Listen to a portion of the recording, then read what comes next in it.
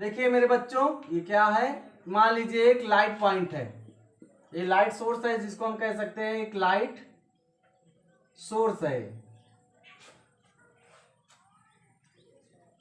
ये क्या है, एक लाइट सोर्स है जिसकी वजह से हम देख पाते हैं कि भाई यहां से जब लाइट आती है तो किस तरह से चलती है। मान लीजिए हमारा अर्थ है, क्या है, अर्थ है।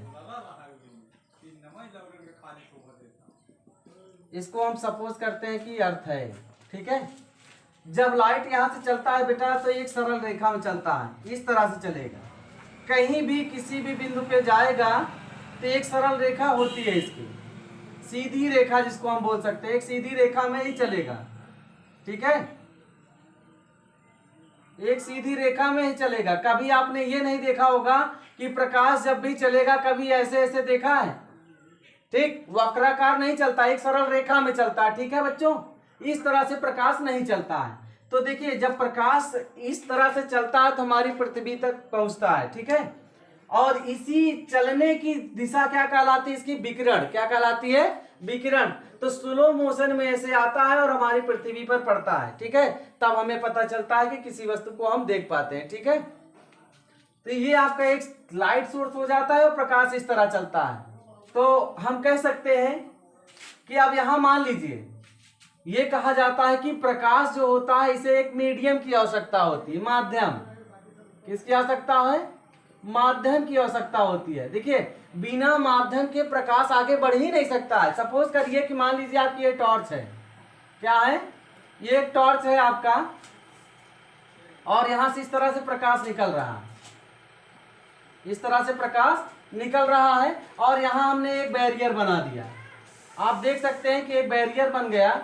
जब बैरियर बन जाएगा बेटा तो यहां से देख सकते हैं कि प्रकाश अब जो इस तरह से जा रहा था अब यहां से क्या हो जाएगा, रुक जाएगा। क्या हो जाएगा, रुक जाएगा। जो इधर पास हो रहा था, जब हमने यहाँ पे एक बैरियर लगा दिया, मान लीजिए कि एक क्षण रख दी, क्या रख दिया गया, क्षण, जिसे हम बैरियर कह सकते हैं। तो इससे ये पता चलता है कि प्रकाश को माध्यम की आवश्यकता है।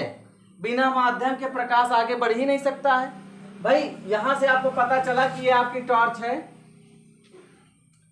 एक टॉर्च है। ये आपको पता होना चाहिए कि अगर टॉर्च जब ऑन करेंगे तो प्रकाश जाना चाहिए उस पर, लेकिन यहाँ पे एक बैरियर लगा दिया गया, क्षण। तो इसका मतलब क्या हुआ, प्रकाश को माध्यम की आवश्यकता है। अगर सूर्य का प्रकाश अगर पृथ्वी पर तक पहुंच रहा है, सूर्य का प्रकाश यदि पृथ्वी तक पहुंच रहा है तो इसको माध्यम की आवश्यकता है। बेटा अगर माध्यम नहीं होगा तो सूर्य का प्रकाश जो है पृथ्वी तक नहीं पहुंच पाएगा, ठीक है। तो ये इस तरह चलता है। कभी भी आप देख सकते हैं कि वक्राकार नहीं चलता है। प्रकाश अगर यहाँ से निकलेगा बेटा तो प्रकाश इस तरह से होते हुए यहाँ नहीं आएगा, प्रकाश सरल रेखा में ही चलेगा, ठीक है। और इस सरल रेखा की चलने की दिशा क्या कहलाती है, विकिरण। इसी को हम क्या कहते हैं, विकिरण, ठीक है। तो विकिरण के थ्रू प्रकाश अर्थ तक पहुंचता है और सारे वातावरण को जागृत कर देता है और हमें स्पष्ट दिखाई देता है। तो आगे चलते हैं। तो हमारे इस चैनल को लाइक और सब्सक्राइब जरूर करिएगा, ट्रिकी चैनल को। देखिए तो आगे चलते हैं। अगर देखा जाए कि प्रकाश का परावर्तन, अगर रिफ्लेक्शन ऑफ लाइट देखते हैं तो क्या होता है, रिफ्लेक्शन के बारे में हम देखते हैं, ठीक है।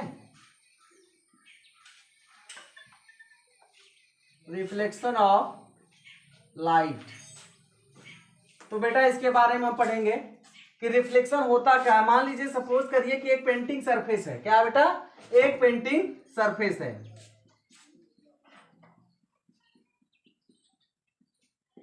ठीक है। इसको हम कह सकते हैं कि एक पेंटिंग सरफेस है, ठीक। अब इसको हमने क्या कर दिया है, देखो बेटा लिखा तो रहता है कलई कर देते हैं, लेकिन हम यहां लिख दे रहे हैं पेंटिंग सरफेस है। क्या बेटा, एक पेंटिंग सरफेस है, क्या है, एक पेंटिंग सतह है, ठीक है। अब यहां से मान लीजिए एक सोर्स लेते हैं, लाइट पॉइंट, क्या लेते हैं, एक लाइट पॉइंट, जिसको हम कहते हैं लाइटिंग सोर्स है। क्या है, लाइटिंग सोर्स, ठीक है। यहां से लेते हैं प्रकाश, जब यहां से प्रकाश की किरण से निकलेगी तो इस पेंटिंग सरफेस पे पड़ेगी। मान लीजिए चिकना है, पॉलिशदार भी है, तो जब इस पे पड़ेगी तो थोड़ा बहुत यहां से इसका अधिकांश भाग, हम ये नहीं कहेंगे कि संपूर्ण भाग परावर्तित होता है, हम ये कहेंगे इसका अधिकांश भाग उसी माध्यम में वापस लौट जाता है जिस माध्यम से ये आया रहता है। बेटा एरो के चिन्ह लगाने से ये पता चल जाएगा कि प्रकाश की किरणें अपवर्तित तो हो रही हैं, लेकिन जब पेंटिंग सरफेस पे पड़ती है तो यहीं से ये क्या हो जाता है, इसका अधिकांश भाग उसी माध्यम में वापस लौट जाता है, जिसे हम प्रकाश का परावर्तन कहते हैं। बेटा यहाँ पे एक नॉर्मल होता है, इसको हम नॉर्मल कहते हैं, वैसे हिंदी में अभिलंब बोल सकते हैं, जो लंबवत खड़ा रहे अभिलंब। और यहां से देखो आपका एक इंसिडेंट एंगल जिसको हम आपतन कोण कहते हैं, यहाँ पे बनता है आपका परावर्तन कोण बन जाता है। ठीक है, इसे हम कह सकते हैं बेटा कि ये क्या है, आपकी आपतित किरण। क्या है, आपतित किरण है। और बेटा ये क्या है, परावर्तित किरण है। क्या है, परावर्तित किरण। तो यहां से आप परिभाषा दे सकते हैं। देखो किसी प्रकाश बिंदु से आने वाली किरणों को हम क्या कहेंगे बेटा, आपतित किरण कहेंगे। और यहां से कहेंगे किसी प्रकाश स्रोत से आकर किसी सतह से टकराकर वापस जाने वाली किरणों को क्या कहोगे बेटा, परावर्तित किरण बोलोगे। ठीक है। अब यहां अगर कह दिया जाए कि भैया आपतन कोण क्या होता है, तो मेरे बच्चे यहां क्या बताएंगे, आप तुरंत आप बताएंगे कि आपतित किरण तथा अभिलंब के बीच बनने वाला कोण क्या होगा बेटा, आपतन कोण होगा। और परावर्तन कोण की बात किया जाए तो अभिलंब, देख रहे हैं आप, अभिलंब तथा परावर्तित किरण के बीच में जो कोण बनता है उसे हम क्या कहेंगे, परावर्तन कोण कहेंगे। तो हमें देखना पड़ेगा। देखिए एक ही चित्र सब कुछ बता देगा। अब यहीं से देखिए प्रकाश के परावर्तन की परिभाषा भी हो गई, आपतित किरण की परिभाषा दे सकते हैं, परावर्तित किरण की भी परिभाषा दे सकते हैं, और यहीं से आपतन कोण की भी परिभाषा, परावर्तन कोण, अभिलंब सब बता सकते हैं। ठीक है। तो अगर यहीं से देखा जाए तो इसका जो नियम फॉलो करता है, पहला नियम क्या कहता है कि किसी प्रकाश स्रोत से आने वाली प्रकाश की किरण यानी आपतित किरण, परावर्तित किरण और अभिलंब तीनों एक ही तल में होते हैं। देखिए बेटा एक ही तल में है, कहाँ है, एक ही जगह पे है, यहाँ पर है, देख रहे हैं, एक ही तल में होता है, पहला नियम है।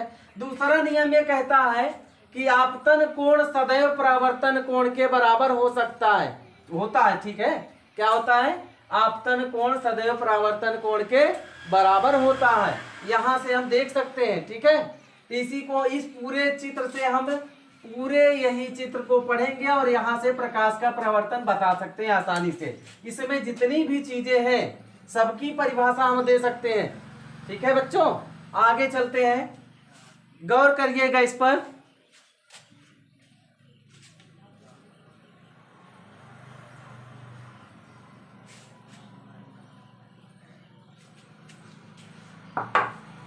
अब देखिए कुछ इंपॉर्टेंस पॉइंट है आपके, इसमें देखते हैं कि देखिए जैसे प्रकाश अगर कहा जाए तो सबसे पहले देखेंगे प्रकाश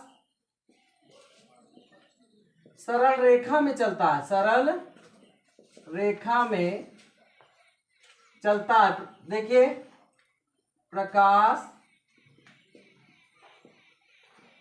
सरल रेखा में चलता है। तो भैया एक पहला पॉइंट आपका है मेरे बच्चे, देखिए प्रकाश सरल रेखा में चलता है, जैसे हमने आपको चित्र द्वारा बताया था। दूसरी कंडीशन आती है प्रकाश का वेग, यानी कह सकते हो c होता है 3 × 10⁸ मीटर प्रति सेकेंड। तीसरा पॉइंट, प्रकाश वैद्युत चुंबकीय तरंगों की तरह चलता है।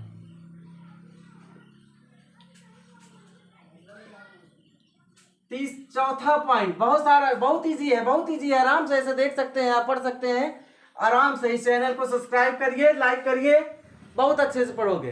देखिए प्रकाश विद्युत चुम्बकीय तरंगों की तरह चलता है बेटा। यहां से आपको यह भी पता चल जाएगा कि अब देखिए जब प्रकाश, यहां से हम देख सकते हैं कि प्रकाश जब एक माध्यम से दूसरे माध्यम में प्रवेश करता है तो इसका वेग चेंज हो जाता है। देखो प्रकाश का क्या होता है,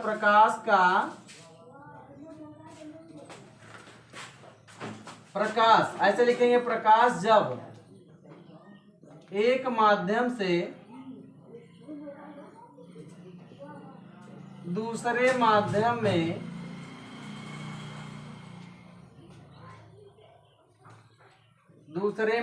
में प्रवेश करता है तो देखिए अपवर्तनांक, ठीक, अपवर्तनांक हो गया, इसकी चाल हो गई, ठीक, तरंग दैर्ध्य हो गया, ठीक, तरंग दैर्ध्य हो गया, बदल जाते हैं। परंतु देखिए बेटा, परंतु इसकी जो आवृत्ति होती है, फ्रीक्वेंसी जो आवृत्ति होती है, आवृत्ति नहीं बदलती है।